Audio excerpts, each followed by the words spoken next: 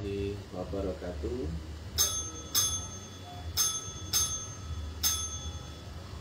Ura, Om Swastiastu, Namo Buddhaya, salam, salam rahayu, salam kebajikan, salam taklim ma'rifat. Kali ini adalah edisi siaran langsung bertempat di Balong Panggang, Gresik, Jawa Timur. Judul yang kita angkat kali ini adalah tentang siapakah dirimu yang sebenarnya. Di dalam Nabi sampaikan bahwasanya mengenal diri adalah perkara yang penting, karena mengenal diri itu nanti kita akan tahu sejatinya diri kita, awal kita, dan akan kenal siapakah Tuhan kita. Man arafa nafsa faqad arafa rabbah. Yang kenal dirinya lah yang akan kenal Tuhannya. Berarti mengenal Tuhan itu wajib lewat mengenal diri. Tapi diri yang mana? Mencari Tuhan pun Tuhan yang mana? Diri yang mana? Tuhan yang mana? Dan harus bagaimana? Nah, agama tidak disampaikan hanya teorinya saja, tapi nanti ke arah praktikal untuk belajar mengenal diri. Kalau kita bercermin, kita lihat wujud kita, yaitu yang seperti ini wujud saya contohnya. Berhidung, bertelinga, berdaging, tulang, otot, dan sebagainya. Itu adalah badan jasmanimu. Itu masih badan kasarmu. Sedangkan kau yang sesungguhnya adalah petunjuk saat kita di alam kandungan. Kutiupkan sebagian ruhku dan kau bersujudlah. Berarti kita yang ini awalnya adalah bagian dari roh Allah. Sedangkan dia di dalam konteks kalimat itu adalah maharuh atau ruh tertinggi. Maharuh. Jadi hubungan itu sebetulnya antara roh dengan maharuh. Tetapi roh manusia yang saat diturunkan ke dunia itu melewati adaptasi, pemampatan konversi atau suluk di alam kandungan selama 9 bulan 10 hari itu rata-rata begitu. Nah, dari alam roh untuk masuk ke dunia, dia termampatkan konversi sehingga masuk ke dunia menjadi berbadan kasar berupa bayi berwujud. Nah, lihat ya di kalimat Nabi, tidak akan kau masuk surga sebelum kau kembali seperti anak kecil yang baru lahir. Tidak tahu apa-apa, itu polos. Berarti bayi yang baru lahir itu kolbunya masih full, sedangkan akalnya masih zero. Kolbunya full, akalnya zero. Kemudian berjalannya waktu, akal ini terisi pengetahuan, terisi dogma, terisi harapan, keinginan, intrik politik, maka berbalik. Akalnya menjadi full, kolbunya menjadi zero. Itu adalah karena apa yang dikerjakan dia si manusia, jika tidak beserta dengan unsur Allah, maka akan meninggalkan kesalahan. Jadi semua yang tidak bersumber dari unsur Allah dianggap sebuah kesalahan, akan membuat hijab. Hijab itu ibaratnya adalah titik. Ini kisah dari Nabi ya.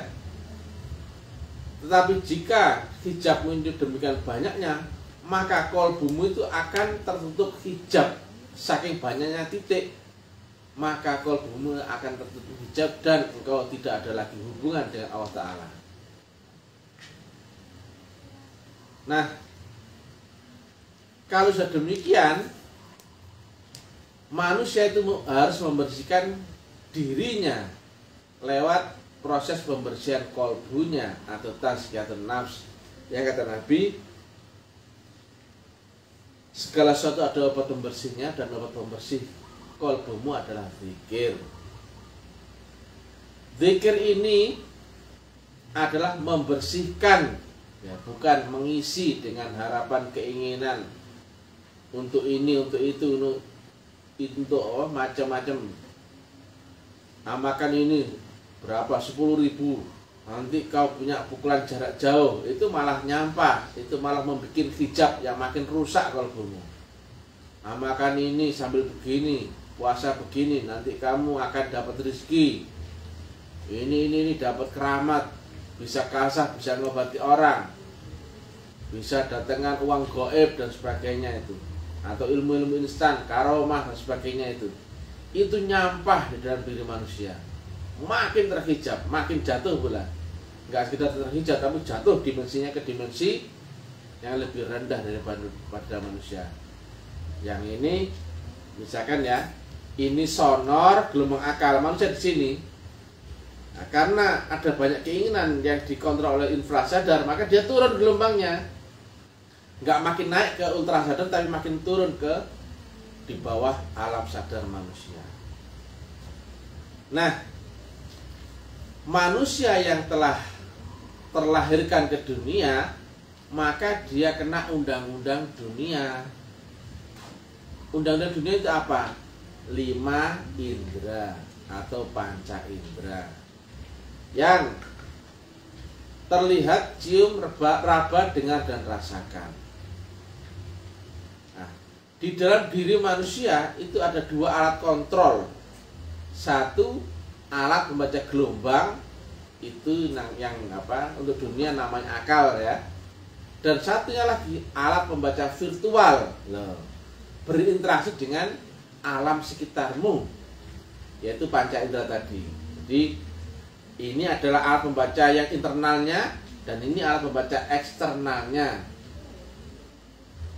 Badanmu pun menjadi berwujud. Nah, wujudmu wujud jasmanimu itu. Kamu pun di dunia pun terlahir dengan membawa karmamu dahulu. Atau di dalam kitab disampaikan, kalau setiap bayi yang lahir membawa catatan amal di lauh mahfudz. Siapa yang beramal? Itu catatan siapa? Ya dirinya sendiri di kehidupan sebelumnya. Karena rohnya belum bisa pulang kembali, maka dia pun terikat kelahiran yang berulang-ulang. Maka dia terlahir kembali dengan membawa takdirnya, badan fisik sesuai dengan takdirnya, dan virtual hologram kehidupan yang masing-masing orang itu beda-beda. Anaknya orang kaya ya kaya, anaknya orang miskin ya miskin, anaknya orang cacat ya cacat, anaknya orang yang normal ya normal. Takdirnya buruk, ada yang takdirnya baik, macam-macam. Ada yang pemarah, ada yang sabar, ada yang punya sifat licik, ada yang tidak, dan sebagainya, sebagainya. Ada yang jadi anak seorang pejabat dan tidak, ada yang Islam, ada yang Yahudi, ada yang Nasrani, dan sebagainya. Itu adalah lanjutan dari karmamu dahulu. Jadi itulah keadilan Tuhan. Tuhan maha adil kok. Tuhan itu maha kausalitas objektif. Dia tidak pernah mengurangi timbangan. Timbangan itu takdirmu ya dari dirimu sendiri. Jadi jangan kira kemudian Tuhan nggak adil, aku dibikin begini. Enggak. Hanya saja kamu nggak tahu bahwa dibentuklah takdirmu dengan kehidupanmu dan dengan tetek bengekmu itu adalah dari karmamu sendiri. Nah, yang awalnya manusia itu roh, bagian dari unsur Allah, kemudian turun ke dunia. Nah, dunia menjadi badan jasmani. Badan jasmani ini ada di alam dunia, yang dunia dia ini mempunyai dua alat pembaca tadi ya, akal dan panca indera. Semua yang bernama di dunia ini pasti ada interaksi dengan panca indera. Kentut ya ada bunyinya, ada baunya. Ini apa, teko ya ada wujudnya.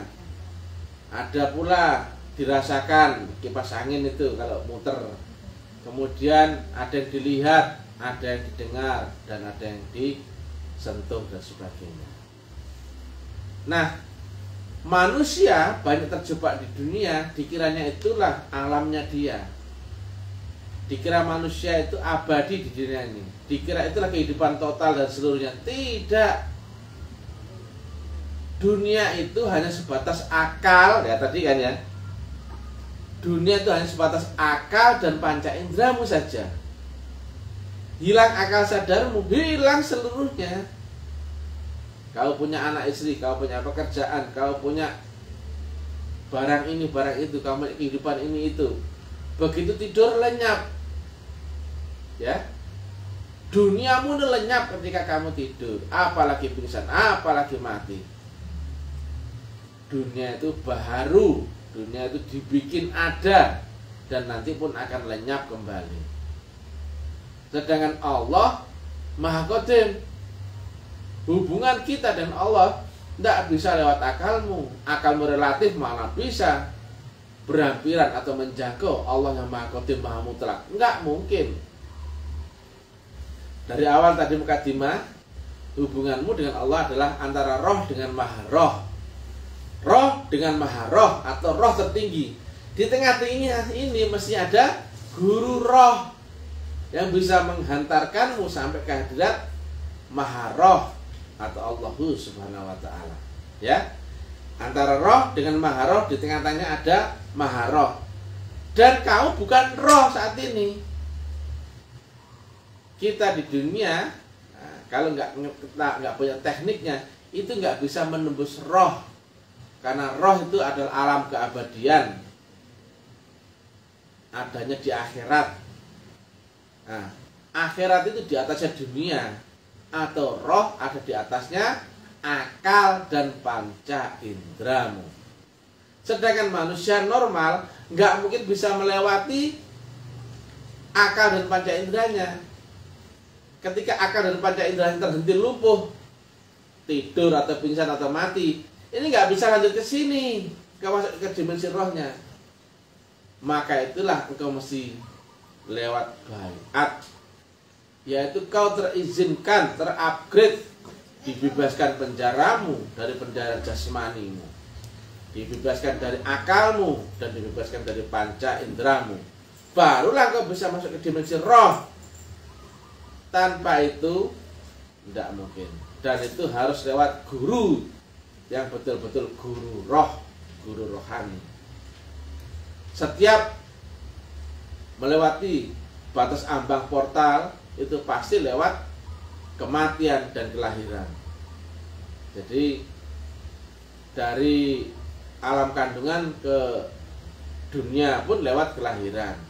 Demikian juga selesai alam kehidupan ini pasti lewat kematian. Demikian juga nanti dilahirkan di alam berbeda. 2400 itu akan sama dengan 00,00 seperti itu. Itu banyak rahasia, ya. Kamu itu bukan ini ya, bukan ini. Ini hanyalah badan kasarmu. Dan kau yang sesungguhnya adalah yang tidak tidur, tidak mati, tidak berjenis kelamin laki atau perempuan, apalagi banci. Ya. Kamu juga tidak terikat ruang dan waktu. Itu yang roh. Roh itu qadim, tidak ada matinya. Ya. Tidak terikat ruang dan waktu, tidak berjenis kelamin dan sebagainya. Itulah alam yang sesungguhnya. Bagaimana kau bisa menyikap rahasia dunia sementara kau terjebak di badan kasarmu ini? Kau hanya punya kemampuan 5 indera tadi. Melihat, cium, raba, dengar, dan rasakan. Dan sebatas akalmu. Akalmu tidurnya sudah lumpuh, gak bisa naik lagi. Apalagi pingsan, apalagi mati, gak bisa. sekeramat-keramatnya orang yang tidak dibaiat nggak mungkin bisa tembus karena olah kemampuan sendiri. Keramat yang di dunia itu ilmu akal, masih sebatas akal. Sama halnya ilmu kaya, ilmu pintar, ilmu apa, logika dan sebagainya, itu masih akal.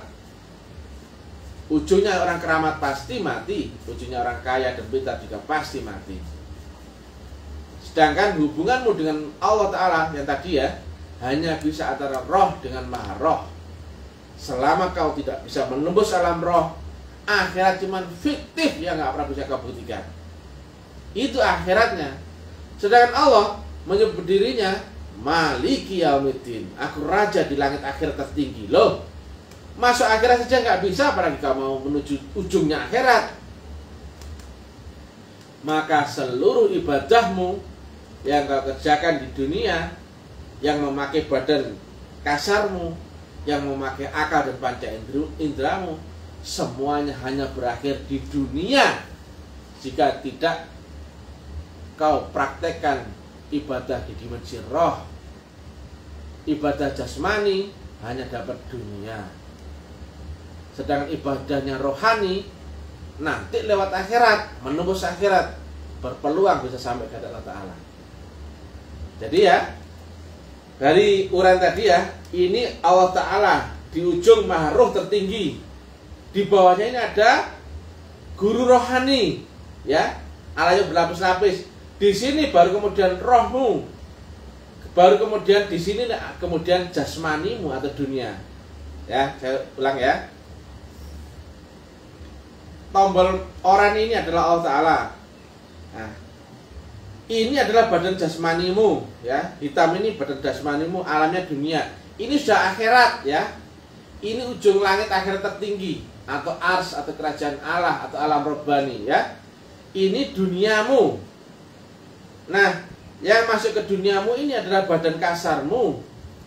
Alatnya adalah akal untuk internalnya, software eksternalnya namanya panca indera, ya. Software internal namanya akal, software eksternal namanya panca indera.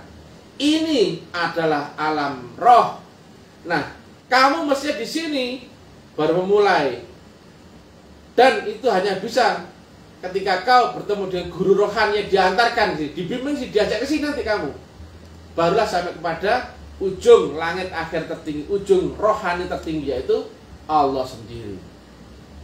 Nah, selama kau tidak bisa melompat dari dimensi dunia ke dimensi akhirat, dari akalmu ke dimensi rohmu, semuanya zong. Ya, ini baru dia maha qadim, maha abadi, maha kekal. Nggak nyambung. Relatif nggak bisa berhampiran dengan mutlak sampai kapanpun. Nah, maka perjalanan kau mengenal dirimu ada dimulai dari dunia. Berbaiatlah kamu untuk masuk ke alam roh. Di situ ada guru rohani. Kemudian di alam roh atau alam akhirat kau akan beradaptasi mi'raj, lapis demi lapis langit. Barulah engkau sampai ke hadirat Allahu Subhanahu wa Ta'ala. Itu semua ya, lihat ya. Ini badan kasar jasmanimu dunia. Ini sudah badan halus, berlapis-lapis alam. Yang kata Nabi, ada 7 lapis langit di atas alam duniamu. Berarti mengenal dirimu adalah kau mesti mengenal asal dari ruhmu sendiri, yaitu ruhmu berasal dari bagian unsur Allah, atau dia adalah maha ruh. Kutipkan sebagian ruhku dan kau bersujudlah. Demikian juga pada saat Nabi Adam diciptakan, itu kias yang Nabi Adam dibekali dengan pengetahuan benda-benda, menghafal. Ini namanya bebek lucu ya, Adam. Coba kau sebut ini apa? Bebek lucu. Ini bel ya, Adam. Sebut apa ini? Bel. Ini teko, ini cangkir dan sebagainya. Itu pemahaman benda-benda itu di alam roh apa di alam akal? Akal. Itulah berarti roh yang awalnya di surga, tadi awalnya kan gitu, dan sebagainya di sisi Tuhan. Kemudian untuk ke dunia dia dibekali akal, barulah dia bisa punya software internalnya namanya akal, dan software eksternalnya namanya panca indera.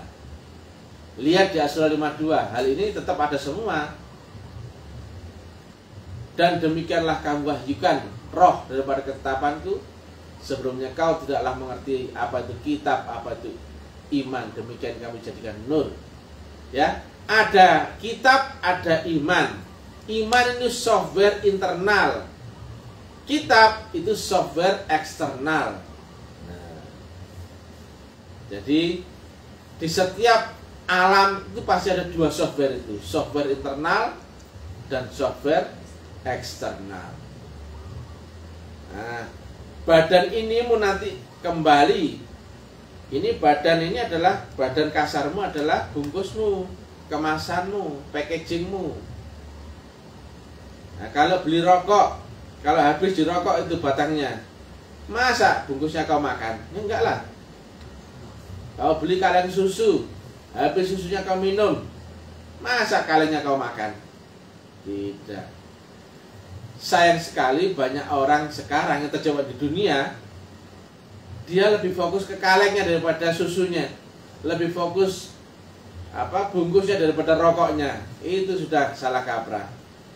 Dia terjebak di virtual dunia, hologram itu. Ya, masing-masing orang itu punya hologram virtual sesuai dengan karmanya masing-masing. Padahal waktu itu tidak ada, wujud itu pun tidak ada. Wujud itu nggak ada mestinya. Tapi kan kau nggak bisa membuktikan itu, karena apa? Yang kau lihat serupa dan sebagai kenyataan dunia. Nah, tanpa dibaiat, kamu nggak bisa lompat dari garis hitam ini. Loh, nggak bisa. Karena nggak ada orang yang bisa melewati kematiannya. Ya, ujung dari kehidupannya, ujung dari yang bernyawa pasti mati. Loh, sudah jelas toh? Tapi kan ada clue, ada kalimat Nabi, mutu qabla anta mutu, mati sebelum mati. Berarti kita akan dimatikan di dunia ini, kemudian kita merasakan akhirat walaupun masih di dunia ini, tembus, yaitu lewat jembatan Shiratal Mustaqim. Lah kalau kamu nggak bisa menembus Shiratal Mustaqim lewat dibaiat, ibadahmu buntu di sini loh. Duk nggak bisa, duk nggak bisa. Maka yang kau kerjakan, sholatmu, zakatmu, ibadahmu, ngajimu, cuman hanya ibadah dunia. Dapatnya dunia, kausalitas dunia. Sementara yang bisa sampai pada mahruh adalah roh, bukan akal, bukan jasmani, bukan bangkai zahirmu itu, bukan. Karena rohmu ujungnya adalah Allah Ta'ala sendiri, atau sebagai mahruh konteksnya. Maka betul, man arafa nafsah faqad arafa rabbah. Siapa yang kenal dirinya, artinya kenal asal muasal dirinya, ujungnya adalah Allah Ta'ala sendiri. Faqad arafa rabbah. Maka, ahli dunia, jangan enak-enak ya. Kayamu cuma sepintas selalu, pintarmu sepintas selalu, jabatanmu sepintas selalu, keramatmu pun sepintas selalu.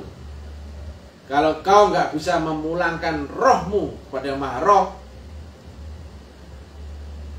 ya ayat Tuhan nafsul mutmainnah, irji'i ila rabbiki radiyatan mardiyah, fadkhuli fi ibadi wadkhuli jannati. Kau pun pasti akan terikat dengan karma kelahiran kembali. Kenapa? Kamu gak bisa nembus ini. Begitu limit umurnya mati, sudah selesai, kamu pun berulang lagi. dengan membawa karmamu selanjutnya, maka belajarlah ilmu tarekatullah metodologi.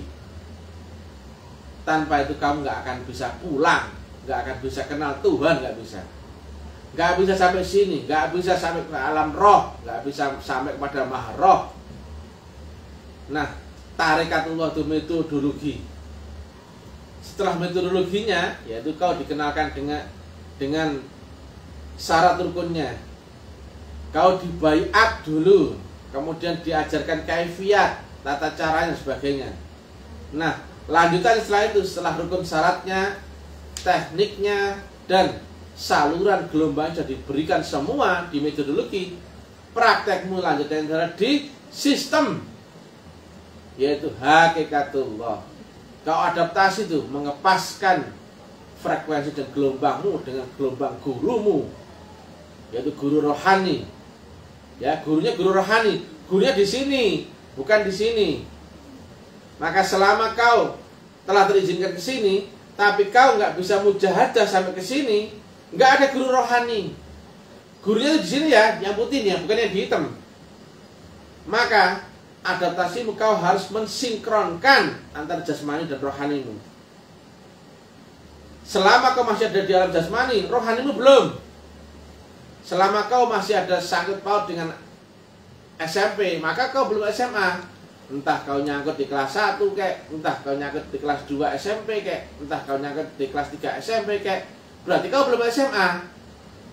Sinkronnya jasmani dan rohani adalah begitu kau masuk dimensi rohani, jasmanimu otomatis ngikut, itu saja. Tapi kalau kau masih ada di dimensi jasmani, rohanimu nggak ada, nggak ngikut. Maka mensinkronkan antara jasmani dan rohani, kau harus sukses masuk ke dimensi rohani full. Barulah kau ketemu guru rohanimu, dan beserta dengan guru rohanimu dibimbing itu naik. Nah, ini guru ya, ini engkau. Nah, naik begini sampai kemudian kepada yang maha rohani. Maka ujungnya guru rohanimu ini sebetulnya adalah Allah Ta'ala sendiri. Itulah Allah dengan Rasulullah, itulah Allah dengan mursyid, yang wujud jahirnya adalah seorang wali yang disebut di dalam Quran, falam tajidalahu waliyan mursyida. Ya nggak ketemu itu wali mursyida, pasti sesat. Lihat ayatnya kalau nggak percaya. Yang dibimbing Allah jalannya adalah lewat bimbingan mursyid, wali mursyida. Yang artinya jika tidak dibimbing Allah, tidak dibimbing mursyid, kau pasti dibimbing oleh setan. Ya, jadi demikian ya. Dari dirimu yang dunia, kau mesti nembus ke akhirat sekarang. Keliru kalau kau menunggu mati dulu baru ketemu akhirat. Mau apa? Kau bisa apa di sini kalau kamu nggak ketemu gurunya di saat di dunia? Kalau jelas nanti ketemu ini, kenapa nggak belajar sekarang? Kalau kamu pasti nanti ketemu akhirat, kenapa nggak belajar masuk akhirat sekarang? Goblok. Ya. Maka mengenal diri akan mengenal Tuhannya. Dirimu adalah bagian dari Allah sendiri. Tapi itu bukan cerita congor, ya. Kalau congor bisa ceritakan. Tapi kalau kau praktekkan, buktikan ini dulu. Nah, mana bisa kau sampai Allah Ta'ala kalau nggak bisa teknik mi'raj? Nggak ada. Mana bisa kau bisa mi'raj kalau nggak ketemu al-buraq atau fakta Tuhan? Itu lewat baiat dikasihkan semua. Rugi dan tidak mungkin orang itu bisa selamat sampai tujuan kalau orang itu tidak dibaiat. Mustahil. Ibadahmu hanya dapat neraka saja. Sholatmu dapat neraka wel. Membaca Quranmu hanya mendapatkan jahanam al-bainah 6. Kalau wel tadi al-ma'un. Bahkan diingatkan Nabi, di akhir zaman nanti sholatmu nggak membuat berkah, tapi bencana bagimu. Membaca Quranmu nggak bikin berkah, tapi bencana bagimu. Islam pun bencana. Karena semua yang kau kerjakan itu tidak beserta unsur Allah yang ditanamkan saat baiat. Demikian, singkat pada jelas berisi. semuanya ilmiah, ya, tidak bertele-tele. Teori sudah banyak yang tahu, ngapain orang membahas teori-teori lagi? Sana cerita teori, sana teori, sana teori, sana teori, buku teori, Google teori, lihat YouTube teori, baca kitab teori, semua ahli teori. Yang menerangkan ini dari siapa? Itu yang penting. Tanyalah kepada orang menerangkan ini tadi. Karena nggak sembarang orang bisa menerangkan ini kecuali ahlinya. Jadi gampang kalau kamu mencari jalan pulang, tanyalah sama Mr. TM. Datang ke sini, belajar. Apa susahnya? Kecuali kau nggak kuat kalau egomu dibantai di sini, ya. Lawanmu saja belum selesai melawan egomu. Apalagi kau berkhayal mau sampai pada Tuhan, nggak mungkin. Jadi tujuan semua jiwa itu yang namanya manusia diciptakan hanya untuk beribadah adalah sebenarnya adalah untuk pulang dari Allah Ta'ala. Jiwamu, ruhmu itu, ya, bukan cari makan, bukan cari kaya, bukan cari keramat, cari sakti. Itu apa itu? Itu hanya bunga-bunga kecil. Kalau kau sudah ketemu yang punya, yang maha keramat, keramatnya pun gini. Kalau kau berserta yang maha kaya, kayanya pun gini. Kalau kau berserta yang maha pintar, pintarnya pun gini. Apa yang dicari kalau sebetulnya maha kuasa? Nah, jadi kalau logika yang menerangkan ini adalah Mr. TM. Jangan nanya kepada mister-mister yang lain yang bodoh-bodoh itu, nggak ngerti dia. Ya tadi ya, dari teori itu ada metodologi.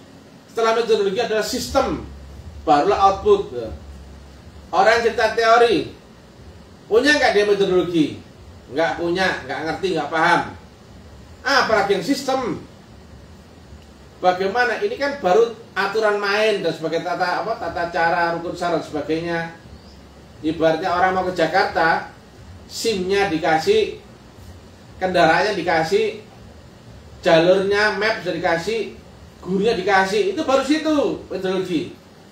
Lanjutannya adalah practical doing di sistem, digodok di situ. Barulah outputnya kau sampai tujuan. Nah kalau cuma teori saja bisa sampai tujuan nggak? Nggak mungkin. Teori saja nggak lihat metodologi, bisa nggak berubah? Nggak mungkin. Demikian juga metodologi kalau nggak lewat sistem, nggak mungkin. Nah, kayak menerangkan ini siapa? Mr. TM. Berarti Mr. TM itu punya paket lengkap, komplit, blok. Ya, sekali lagi, lihat ya. Ini teori. Habis teori kau masuk metodologi. Metodologi adalah syarat rukun dan sebagainya. Ibarat kau mau tujuanmu ke Jakarta.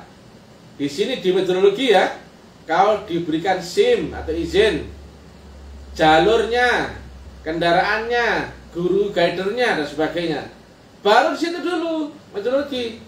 Lanjutannya adalah praktikal di sistemik. Kau akan digodok. Karena apa? Ini sifatnya dimensional. Kau akan diurai ke alam yang lebih halus, latif atau lebih alam yang halus berkehalusan. Barulah kau nanti outputnya sampai kepada tujuanmu, yaitu Allah Subhanahu wa Ta'ala. Lah kalau orang cuma cerita teori, mana bisa sampai tujuan? Orang yang hafal teori cerita sana sini itu, kalau dia nggak punya metodologi, nggak bisa berubah apa-apa. Itu cuma konsumsi akal. Makin pintar akalmu, makin goblok rohanimu, kalbumu itu. Nggak percaya, lihat tuh perbandingannya anak kecil yang baru lahir sama orang tua itu. Anak kecil kolbunya full, akalnya zero. Kemudian bertambahnya waktu, kolbunya menjadi zero, akalnya menjadi full. Ya, tanpa tadi ini, flow-nya ini tadi aja. Teori, metodologi, sistem, barulah outputnya adalah sampai tujuan. Itu sistemik, artinya mutlak harus lewat situ. Nggak ada jalan lain. Ya, itulah Mr. TM.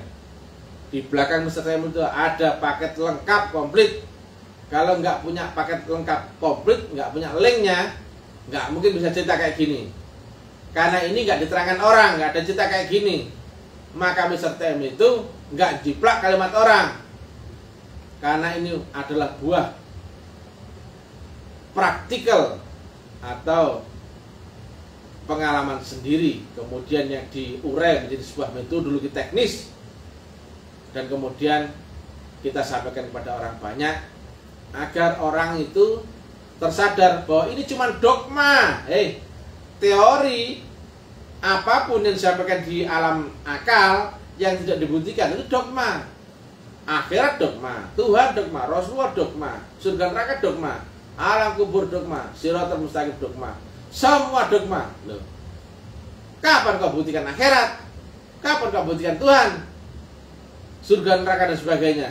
Kalau nggak lewat flow tadi, flow itu jadi ya salur alirannya tadi loh. Teori, metodologi, sistem, barulah output. Oke, demikian. Share kemana-mana. Karena ilmiah, kalau nggak percaya boleh didebat, bantah itu. Semua orang pasti bisa menerima seperti ini. Bukan kaleng-kaleng. Sudah nggak zamannya itu keramat-keramatan itu kayak tukang sulap di pasar malam itu. Kaya-kaya itu sudah nggak zamannya. Jadi tujuan semua jiwa adalah pulang kepada yang maha jiwa. Tujuan semua ruh adalah pulang kepada yang maha ruh. Kamu jangan terjebak di dunia ini, goblok kamu itu, Dunia ini sepintas lalu. Hilang akal sadarmu, hilang semua duniamu itu. Keramatmu hilang, pintarmu hilang. Atau kesaktianmu hilang, kayamu hilang. Kenapa kau berpegang kepada yang fata morgana itu? Itu hanya seumur hidupmu saja. Dan kehidupan dunia tidak lebih, kalau kalimat Nabi hanya sebatas fata morgana, mimpi. Begitu kau bangun, begitu kau mati, barulah kau sadar bahwa selama itu cuma bermimpi dunia. Dan semua yang kau pegang dahulu ternyata adalah fana atau fata morgana. Demikian. Salam kebangkitan tasawuf ilmiah. Jangan lupa ikuti uranan kami. Dan bagi yang mau belajar, datanglah, gak usah gengsi. Harus berjuang, harus berkorban. Jauh pun datang, ngapain kamu menunggu Tuhanmu menjemput kamu? Gak ada sumur cari timba, blok goblok. Kalau kamu mati gak ketemu ini, pasti sesat. Saya bilang. Karena apa? Jalan gak tahu. Mana yang dirimu aja gak tahu. Aku bukan yang bangkai ini. Kau pun demikian. Tuhan pun berwujud di dunia ini. Sama kan dengan dirimu. Dirimu adalah roh yang tidak berwujud, tidak berjenis kelamin, tidak terikat ruang dan waktu, menjadi berwujud di dunia ini. Kan sama dengan Tuhan. Ketika Tuhan nurnya menghampiri alamnya manusia, maka ada orang yang membawa nur itu. Maka wujudnya Allah akan serupa dengan orang yang membawa nur. Tapi wujud orang itu bukan Allah, tapi Allah ada di baliknya wujud itu. Bagaimana kau mau sampai Allah di akhirat kalau nggak ketemu Allah yang di sini yang wujud itu? Goblok. Maka itu hanya nggak goblok, diberilah rukun Islam. Kau harus ketemu dulu wujudnya. Kau saksikan sendiri. Siapakah Allahmu, siapakah Rasulullahmu di zamanmu sendiri. Nah, kenyataannya berapa orang yang tahu wujudnya Allah, wujudnya Rasulullah zaman ini? Aku bersaksi tapi nggak ada yang aku saksikan. Itu praktek goblok, ya. Orang-orang yang ahli ibadah kalau hanya berpikir situ aja nggak paham, goblok. Dia sudah sholatnya 1000 kali rakaat seharinya, goblok. Kenapa? Udah nggak mungkin kok. Menyembah apa? Menyembah angan-angan. Kenapa? Praktek sholat coba. Ini wajah itu wajah tuh. Nggak ketemu yang ini bagaimana? Gua hadapkan wajah kepada wajah tuh, yang menciptakan langit dan bumi tuh. Oke? Assalamualaikum warahmatullahi wabarakatuh. Ura.